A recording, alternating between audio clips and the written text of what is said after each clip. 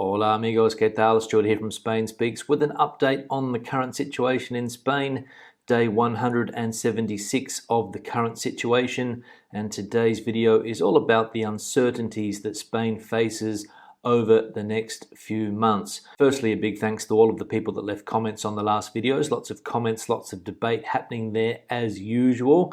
Thanks to people that supported the channel by buying merchandise. And a big thanks to my patrons on Patreon for your ongoing support. Now, as I said, it's all about the uncertainty that's facing the country over the next few months. We can see here in this article, Spain faces an autumn of uncertainties. Experts don't foresee draconian measures like those in the spring. Everything is at the mercy of the occupation of the ICU wards, which will depend on the effectiveness of the restrictions. In this pandemic, epidemiology is gaining a fame similar to that of economics, a science that predicts the past. In Spain, few were right about the outbreak of the virus between winter and spring. Most were wrong about how it would behave in summer. And at the dawn of autumn, it is rare who dares to make very sharp forecasts. It's even difficult to figure out how we got here. We know many of the elements that failed for the country to be at the forefront in contagions in its environment, but no one can explain the enormous difference with Spain's neighbours, an incidence rate that multiplies the French rate by more than 2, the Portuguese rate by more than 6, the Italian and British rates by more than 8, and the German rate by 12. So an autumn of uncertainty on the cards for Spain, and no one dare predict what is going to happen because, let's be honest, nobody knows. Now let's have a look at some of the health data and information over the last few days. We can see here that coronavirus infections in Spain already exceed 500,000. The latest health report raised the figure to just under 499,000, but with new data reported today by the communities, the total exceeds 500,000 cases. On Friday, the Ministry of Health notified 10,476 new positive cases, 1,517 more than Thursday. The return of children to schools and the uncertainty about the future of the ERTE or furlough scheme mark the informational agenda of COVID in our country. While health authorities are encouraged by the possibility of having the first doses of the expected vaccine in December. So infections in Spain since the pandemic began exceeding now 500,000 cases. Now we know that in the Madrid community, case numbers are steadily increasing. Another small town in the Madrid region has decided to impose a self-confinement on its citizens. We can see here that a town in Madrid has asked for semi-confinement to prevent the spread of the virus. They say they believe the virus has spread because of youth gatherings. And the residents of the town in question, Morata de Tajuña, say that they deplore the requested self-confinement. The mayor has asked the community in Madrid for tougher measures after detecting 65 new positive cases. According to the mayor, it's necessary for the community of Madrid to take deeper measures to contain the advance of the pandemic in the municipality. I'm especially concerned about the 3 nursing homes. We cannot allow the virus to wreak havoc on them as it did at the beginning of this health crisis. With these words, the mayor of Morata de Tajuña, Ángel Sánchez, has written to the Minister of Health in the Madrid community, Enrique Ruz Escudero, to request the self-confinement of the town's 7,500 inhabitants, located in the southeast of the region. The mayor has taken as an example and reference what happened last August in the neighbouring town of Tielmes, where the de-escalation has suffered a slowdown and reversal, including the closure of bars and restaurants, as well as the suspension of all kinds of leisure activities. So not good news for this small town in the southeast of the community of Madrid. And this is a town which is quite close to where I live in Madrid. And this town has featured in some of my videos over the last few years. So not good news for the 7,500 people living there. Now we saw the other day that Madrid has announced that they are going to tighten restrictions, and the Lucia has also come out and said that they will also tighten restrictions on celebrations, beach use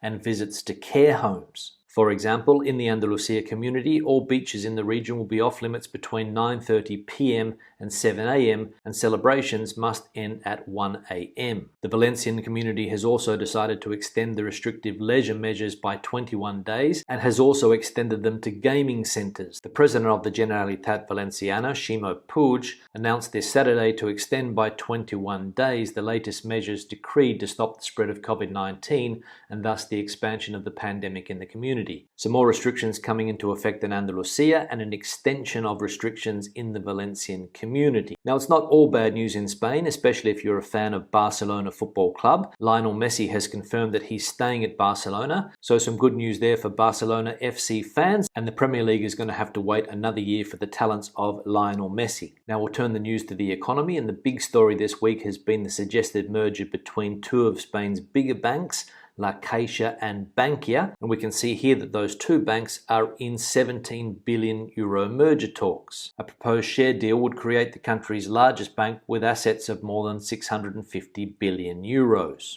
The talks of a merger come as the coronavirus pandemic exacerbates consolidation pressure on retail banks, forcing lenders already struggling with record low interest rates to set aside costly provisions. Although the number of banks in Spain has already contracted from 55 to 12 since the 2008 financial crisis, regulators have continued to advocate consolidation as a means of lowering costs and improving efficiency. Now we'll have a quick look here at a graph that tells us just how big this bank will be if they do decide to merge. We can see here the existing biggest banks in Spain, CaixaBank, BBVA, Santander, Sabadell and Bankia, and the new entity, if these two banks did merge, would create a banking monster in Spain. Now if you know a little bit about the Spanish banking industry, you will know that Bankia was a creation of different banks that were on the border of bankruptcy after the 2008 financial crisis. They were put together hastily in order to form a new entity called Bankia, and of course the merger of all of those banks created even more problems for Bankia in the subsequent years. The Bankia rescue back in 2012 cost Spanish taxpayers an enormous amount of money, and it almost brought the system down. There was scandal after scandal after scandal. There was a scandal involving the illegal use of credit cards. There was a fraudulent attempt to take the company onto the stock market, and the former president of the bank, Mr. Rato, was sentenced to something like 5 years in prison. So Bankia does have a very dark past in Spain. So we'll see if this merger helps get taxpayers' money back, which is what the government is saying, but a lot of people have their doubts. Now, there's been a lot of talk in recent times about the problem of squatters in Spain, a lot of scaremongering going on in the press. Lots of stories about people that have had their homes occupied by squatters, and the press telling us just how hard it is to get squatters out of your home if they do move in. However, El País newspaper published a story recently with the headline, "A Dubious Alarm About Squatters." There is no data that the phenomenon has increased, and judges assure that if a squatter occupies a house, the eviction process is immediate and no more laws are needed. And the newspaper also says that almost most of the cases are empty flats that belong to Spanish banks. So according to this newspaper, there's just not enough data to suggest that squatting is on the rise. And according to judges, the eviction of squatters is a quick process. So that should lay a few people's fears to rest. Now let's have a look at some of the comments from the last video. One here from Paul. G'day, Stuart. As an expat Aussie living in the UK that is now a Spanish property owner, Malaga region, I really enjoy the channel and your insights. Let's just hope this 14-day quarantine business ends soon so I can come down there for some cañas and tapas. Keep up the good work. Regards, Paul. Yeah, Paul, thanks for the comment, and good to see you have joined the Aussie invasion of Spain, buying property down there on the Costa del Sol, but unfortunately can't really enjoy it at the moment. Don't know when that quarantine is going to end. Of course, it all depends on the health figures. Health figures in Spain, of course, not looking very good at the moment, and I don't think the UK is going to lift that quarantine rule anytime soon, unfortunately. And I imagine it must be frustrating having property and not being able to get there and use it. One here from Andrea. I wonder about church services. Many countries have had problems with the virus spreading at churches and religious gatherings. I know Spain has plenty of churches, but I'm unsure about how many Spaniards actually attend weekly service. We keep hearing that the problem seems to be nightclubs and overcrowded terraces, but what do you think about the churches? Just curious, stay healthy. Yeah, Andrew, not really sure about churches. Don't know how many people frequent churches nowadays in Spain. I personally don't know a lot of people that are churchgoers, but there are a lot of churches in Spain, so I imagine that people must use them. And I think it depends on where you are in Spain as to how many people frequent a church on, let's say, Sunday. There are parts of the country that are more religious than others, but as you said, the main focus seems to have been on overcrowded bars, restaurants, discos, and places like that, rather than churches. One here from Mark. We have a place on the coast. Now the general holiday season has finished, the amount of people around the whole area is quite small, so you're not coming into contact with hardly anyone. I feel a lot safer there than here. I checked with the local area health and there was only one case in the area.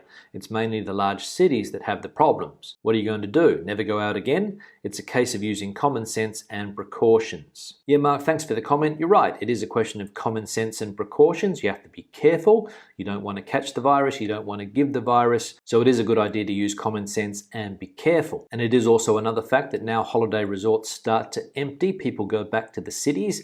People go back to their normal lives, back to work, back to school, and the places on the coast logically start to empty out come September. So probably safer there than in a big city. One here from David. Hi Stuart, when identifying the present cause of the spread of the virus, I think you hit the nail on the head yourself. The close family bonds of the Spanish people demonstrated when individual family groups are meeting indoors, particularly the children, and unsurprisingly not keeping their distances and not physically contacting each other. Difficult to keep those measures in place. Keep up the good work producing the videos. Yeah, David, thanks for the comment. And you're right, Spain is a country where people have very close contact with each other.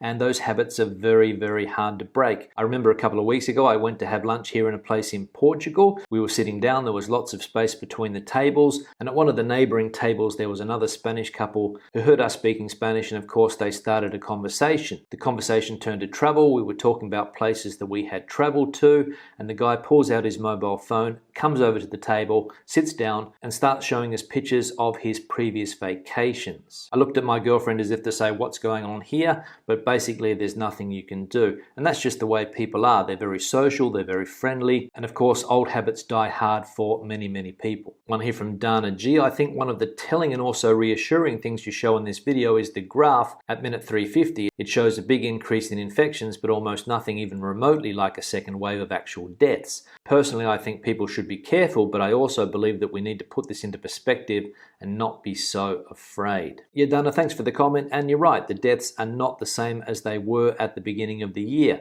You can see that although cases are increasing, the death rate is relatively low. However, people are still afraid of what the future holds. And we saw before that town in Madrid being cautious, shutting the place down because they don't want the same problems to repeat themselves when the weather starts to get a bit colder. So it is in the back of a lot of people's minds, and although the figures look positive at the moment, there could be a change, and that, as I said, is what a lot of people are worried about. But you're right, we need to be careful, but we also shouldn't be ruled by fear. One here from Amanda. Hi Stuart, I always watch your videos. I lived in Valencia for some years, and I wonder if the reason the numbers are bad in Spain is because of an unsavory truth.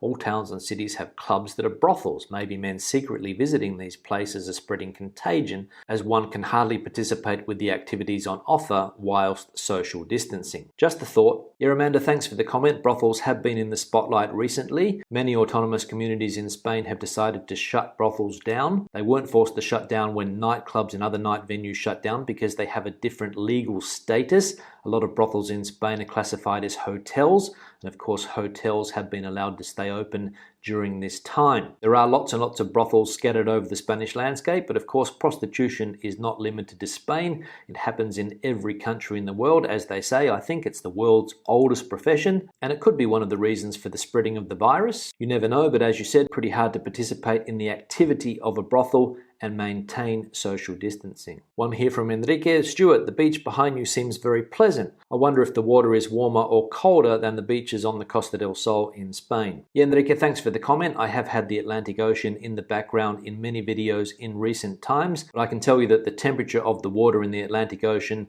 has nothing in common with the beaches on the Costa del Sol. The water in the Atlantic Ocean is absolutely freezing and nothing like the bathtub temperatures you get in the Mediterranean. In Portugal, you go into the water a man, but you come out a boy, if you know what I mean. On that note, I'll start to wrap the video up. Questions or comments, please leave them in the section below. Debate the video out as you normally do. Give it a thumbs up if you liked it, thumbs down if you didn't. See you in the next one. Hasta luego.